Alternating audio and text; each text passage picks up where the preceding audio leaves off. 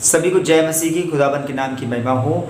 और मैं 2 संडे से वीडियो नहीं डाल पाया, इसके लिए आपसे क्षमा चाहता हूँ। और मैं सच बताऊँ कि आप मेरे वीडियो को देखते हैं तो मैं इस इंतज़ार में रहता हूँ बहुत ज़्यादा। मुझे भी बहुत इंटरेस्ट होता है कि मैं अपने विश्वासी भाई बहनों को ये अपने वीडियो को बनाऊँ और संडे को मैं वीडियो डालता हूँ और आप तक वीडियो पहुँचे। और मैं अपने आप को बहुत खुशनसीब मानता हूँ कि मेरे वीडियो के ज़रिए खुदा का कलाम आप तक पहुँचता है। इसके लिए मुझे बहुत अच्छा लगता है और मैं आपको भी बहुत धन्यवाद देता हूँ कि आप हमारे कलाम को सुनते हैं, हमारे वीडियोस को देखते हैं। इसके लिए आपको भी बहुत बहुत धन्यवाद। कलाम में आते हैं, आज खुदा के कलाम से बातचीत करते हैं। यिर्मयाह नबी की पुस्तक और 33वें अध्याय में विपत्ति और पुनर्स्थापना की भविष्यवाणी खुदाबंद कर रहा है। कभी कभी क्या होता है कि बंधन में हम पड़ जाते हैं, अनजाने में हम बंधन में पड़ जाते हैं, हमको पता नहीं होता है और कुछ ऐसे कारण होते हैं जो हमको बंधन में डाल देते हैं। चलिए 33वां चैप्टर है, 33 चैप्टर है और पहली आयत कहती है, जिस समय यिर्मयाह पहरे के आंगन में बंद था उस समय यहोवा का वचन दूसरी बार उसके पास पहुंचा है। जी हाँ, पहली बार नहीं, दूसरी बार उसके पास पहुंचा है। खुदावंद की बातें भी कभी कभी किसी के जरिए या किसी प्रभु के दास के जरिए आप तक पहुँचती हैं। पहली बार आप ध्यान नहीं देते हैं तो दूसरी बार भी आप तक पहुंच जाती हैं और ये ज़रूरी है कि उस वक्त आप कान लगाएं। और उसके पास पहुंचा और दूसरी आयत में लिखा है, यहोवा जो पृथ्वी का रचने वाला है, जो उसको स्थिर करता है, उसका नाम यहोवा है। वह कहता है कि मुझसे प्रार्थना कर। बहुत ध्यान से सुनिए। 33वें चैप्टर की तीसरी आयत कहती है कि मुझसे प्रार्थना कर, मैं तेरी सुनकर तुझे बड़ी बड़ी और कठिन बातें बताऊंगा जिन्हें तू अभी नहीं समझता। पहली बात तो ये कि जब हम बंधन में पड़ते हैं तो बंधन में पड़ने का मतलब ही ये होता है कि कहीं ना कहीं हमसे मिस्टेक हो रही है, हम गलती कर रहे हैं और तभी हम बंधन में पड़ जाते हैं। और ये जिस तरह से यिर्मयाह कैद खाने में पड़ गया था तो उसने कोई मिस्टेक नहीं थी, वो खुदा का कलाम बांट रहा था। तो शैतान तो इस ताक में रहता है कि भाई देखिए, मैंने आपसे पहले कहा, जब जब आप बाइबल पढ़ोगे, आप प्रार्थना करोगे, आपका जीवन प्रार्थना का होगा तो शैतान को बहुत दिक्कत होगी, क्योंकि उसके साम्राज्य से कोई ना कोई अब कम हो गया। वो जानता है कि ये व्यक्ति अब मेरे साम्राज्य में कमी ला देगा या इसके ज़रिए और सारे लोग प्रभु के कलाम को सुनेंगे और प्रभु के पास आ जाएंगे। तो हम और आप सबसे बड़े दुश्मन हो जाते हैं उसके, और वो इस ताक में रहता है कि कब हमें और आपको गिरा दे। ये सबसे ज़्यादा दिक्कत हमारी और आपके साथ में है।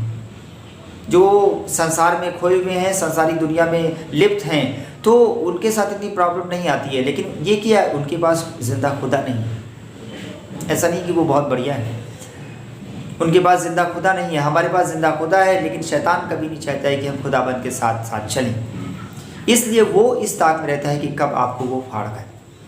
यिर्मयाह नबी भी कैद खाने में पड़ा है, लेकिन समस्या ये है कि जब हमारे साथ ऐसी विपत्ति आती है तो हम आपको पहले भी कह रहे हैं कि अपने प्रार्थना के जीवन को आप देखना, कभी भी जब आप परेशानी में पड़ेंगे तो आप गौर करना कि आपका पिछला जो थोड़ा सा टाइम रहा है उसमें आपका प्रार्थना में कमी आ गई है और यहीं पर शैतान हमको अटैक करता है। मैं आपको वार्न कर रहा हूँ इन बातों के ज़रिए या कलाम के ज़रिए कि प्रार्थना के जीवन में जब भी कमी आएगी, शैतान इसका पूरा फ़ायदा उठाएगा और उसका नतीजा ये होता है कि हमारे जॉब प्रोफेशन में उसका असर पड़ता है, हमारे पारिवारिक जीवन में उसका असर पड़ता है, हमारे कोई भी बाहर की या आर्थिक स्थिति में भी उसका असर पड़ता है। कहीं ना कहीं से कुल मिला के कहने का मतलब ये है कि हम और आप परेशानी में पड़ जाते हैं।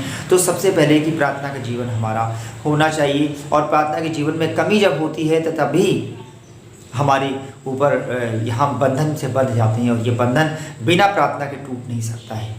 आपको प्रार्थना करनी पड़ेगी, उपवास रखना पड़ेगा, तब ये बंधन, जो आप बंधन खुद ही समझ रहे होंगे कि कौन सा बंधन है, ये आप मुझसे बेहतर समझ रहे होंगे कि कौन सी विपत्ति आपके ऊपर इस समय आई हुई है, और वो विपत्ति सिर्फ एक ही तरह से हटेगी, वो है आपका प्रार्थना का जीवन फिर से बनाइए, वो विपत्ति आपसे दूर हो जाएगी।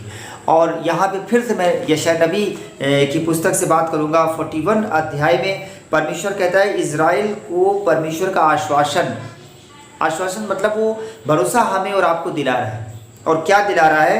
10वीं आयत, 41 चैप्टर की 10वीं आयत कहती है कि मत डर क्योंकि मैं तेरे संग हूँ। मत डर क्योंकि मैं तेरे संग हूँ, इधर उधर मत ताक क्योंकि मैं तेरा परमेश्वर हूँ। मैं तुझे दृढ़ करूँगा और तेरी सहायता करूँगा, और अपने धर्म में दाहिने हाथ से मैं तुझे संभाले रहूँगा। जब हम इधर उधर ताकते हैं ना, समस्या तभी खड़ी होती है अगर आप का प्रार्थना का जीवन है और आपने इधर उधर ताकना शुरू कर दिया, दूसरों को देखना शुरू कर दिया, या कुछ ऐसी चीज़ों को ताक रहे हैं जिसे जो खुदाबंद की दृष्टि में उचित नहीं है। तो जब ये जो ताक झाक होती है, ये भी हमारे बंधन का कारण होती है, ये भी हमारी परेशानी का कारण होती है। शैतान को पूरा वो मिल जाता है, राइट मिल जाता है, अधिकार मिल जाता है कि अब वो हमको चोट करता है, हम पे अटैक करता है, हम पे वार करता है। तो वही मैंने पहले भी आपको बताया इसमें कि हमारा जीवन जो है वो प्रार्थना का जीवन है। अगर आप परमेश्वर के साथ चलना चाहते हैं तो अपने प्रार्थना के जीवन को बहुत मजबूत रखिए, और अगर विपत्ति में पड़ भी गए हैं तो डरने की ज़रूरत नहीं है, घबराइए नहीं, आप फिर से प्रार्थना के जीवन में आइए। ये चीज़ों को सुधार नहीं पाएंगे, परिस्थितियों को बदलने नहीं पाएंगे। आप सोच रहे हैं कि मैं सुधार दूंगा, मैं कभी कभी हम सोचते हैं ना चलो मैं ठीक कर देता हूँ, या बेटा बिगड़ रहा है तो मैं ठीक कर देता हूँ, या कुछ गड़बड़ी हो गई है तो इसे मैं सुधार देता हूँ। मैं सुधारने की जो चीज़ है, ये जो टेंडेंसी है, इसको ख़त्म कर दीजिए और प्रार्थना के जीवन को स्टार्ट कर दीजिए। वो सब कुछ उसके हाथों में सौंप दीजिए जो सब कुछ बदल सकता है। वो मतलब असंभव को संभव करने वाला परमेश्वर, जब आप उसके हाथ में सब कुछ सौंप देंगे तो वो सब कुछ बदल देगा। पहले आप अपने को देखिए कि कहाँ से आप मिस्टेक कर रहे हैं। मिस्टेक आप कर रहे हो, दिखाई कहीं और दे रही है। हो सकता है बच्चा बिगड़ रहा हो सकता है पारिवारिक क्षति में कोई नुकसान हो रहा हो, पारिवारिक में आर्थिक क्षति हो रही हो, या परिवार में गड़बड़ी झगड़ा उत्पन्न हो रहा है। तो अभी हम क्या उसको ठीक करने की कोशिश करने लग जाते हैं। तो बेहतर ये कि उसको ठीक करने की कोशिश ना करके हम अपने प्रार्थना के जीवन को मजबूत करते जाएं और अपनी हर परिस्थिति, अपनी हर परेशानी को अपने खुदाबंद से कहें, तो वो सक्षम है हमारी हर परेशानी को दूर करने के लिए। असंभव को संभव करने वाला परमेश्वर हमारे साथ है, और उसका आश्वासन, उसका इंश्योरेंस हमारे साथ में। और वो कहता है कि मत डर, इधर उधर मत ताक, इधर उधर मत ताकिए, डरने की जरूरत नहीं है। खुदाबंद हमारे और आपकी परेशानी को दूर करेगा। जय मसीह।